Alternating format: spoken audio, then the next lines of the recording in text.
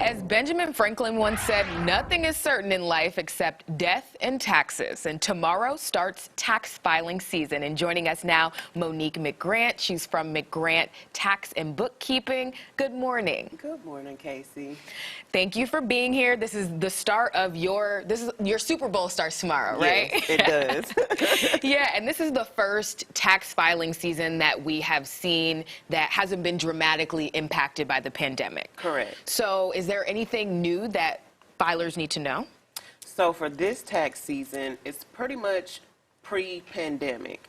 So all of the tax credits that taxpayers had last year that were inflated for the dependent care credit, the child tax credits, those credits have been reduced again back to the 2019 levels, to where you get most of $2,000 per eligible child. Last year it was up to $3,600. So a lot of taxpayers are going to see drastic decreases in their refunds this year. Oh, I know people are not going to be happy about that. You had to be the bearer of bad news this morning. Bad news this morning, yes. So if you are going to get a refund, though, what is the best time to file so that you can get your refund on time? The best time to file is as soon as possible. Don't rush it, though. Make sure you have all of your important tax documents together before you file so that you can file a complete return. But as soon as possible. That way, if you're not due a refund and you have a balance due, you have time to save money to pay your tax bill. And you also have time to make payment arrangements if you need to. That's good advice there. Plan ahead. Yes. And so, like I said earlier, your busiest season is about to start tomorrow, but you've probably already been getting calls from people. Absolutely. What are you hearing most commonly?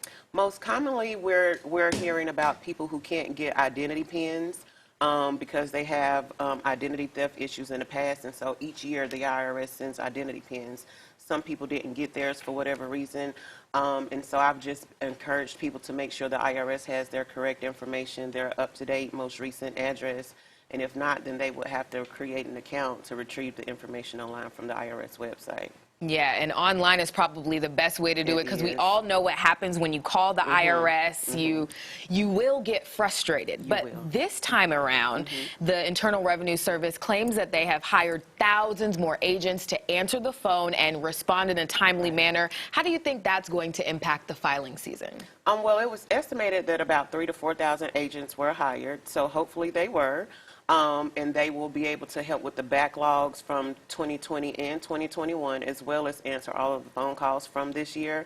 I feel like if they do have a heightened staff, that will decrease some of the wait times with the IRS, but still expect to wait at least an hour or so to speak with an agent. Yeah, and speaking of waiting, you said that you still have clients that are waiting for refund from years ago. Yes. Yes. We have clients that have not received refunds from 2020 or 2021. They've tried to contact the IRS, and it's just a waiting period at this time. So yeah, maybe those new agents will help. Maybe. What do people need to know before they file, and are there any free resources that you can offer them as they go into the season? The best thing that I can suggest is to make sure you have all of your tax documents.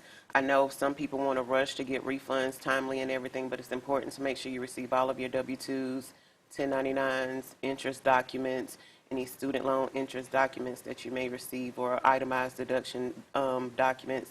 Just make sure you have everything together, stocks and bonds, so you can file a complete return on time.